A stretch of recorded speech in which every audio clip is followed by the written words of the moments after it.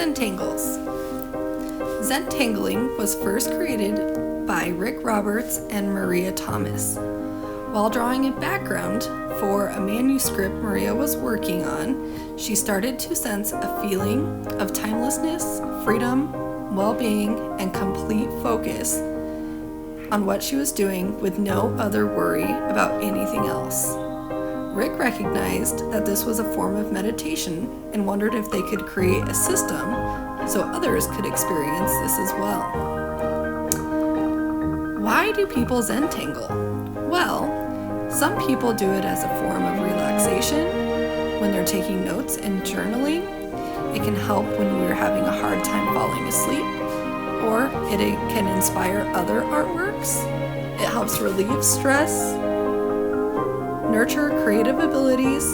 It can help increase attention span, and it's a great artistic warm-up. I know I love to Zentangle before I go to bed after a long day. At school, it really can help us reduce stress as a form of mindfulness. It allows us to remember that mistakes don't matter and beauty can come from them. What you're going to need for this lesson is a Sharpie, a pen, or a black marker. Some artists like to use rulers and paper. It's that simple. Let's learn how to Zentangle. So 3rd, 4th, and 5th graders, now that we've learned a little bit more about Zentangling, let's start our lesson. You can start with bubble letters the way that you would like, but what I would like to give you is writing out your name with your best handwriting first. So I'm going to write nice and big and try to fit my whole name with my best handwriting. I'm drawing with pencil to start, and then I'll go back with Sharpie later.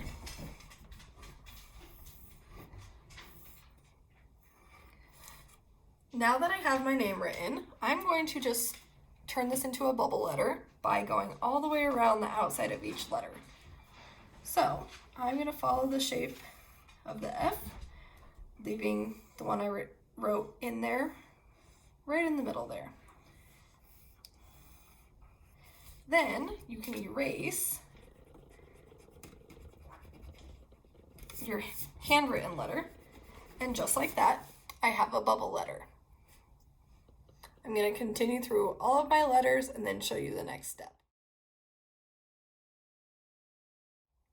Now that I have all of my letters looking like bubble letters, I'm going to switch to Sharpie because oftentimes when an artist is Zentangling, they use Sharpies instead of pencils. This is helpful when it comes to a mistake. You have to fix it right away instead of erasing it and going back.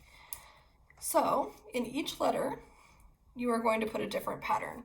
If you are having a hard time coming up with ideas for the patterns, I've included my pattern worksheets in this section of the website for you to look at.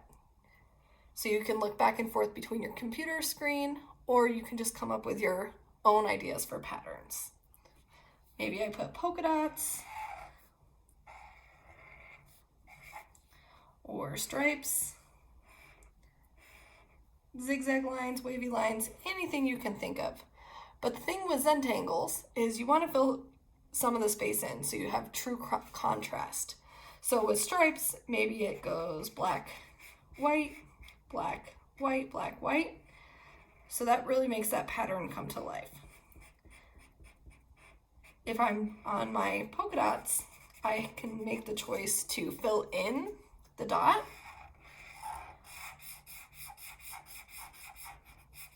or I can fill in all the negative space around it.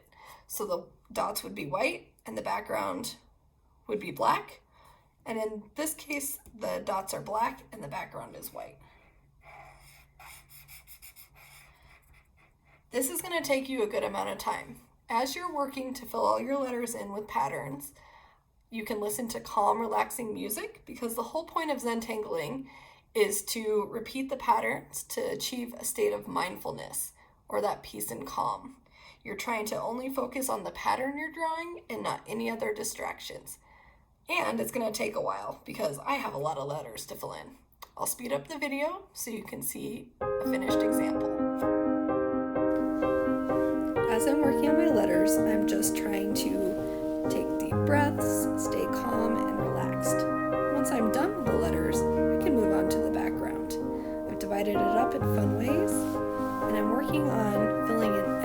separate space.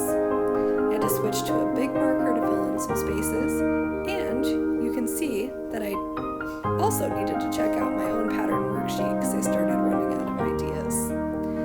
As I was working, I was listening to music and really enjoying my time to calm my mind and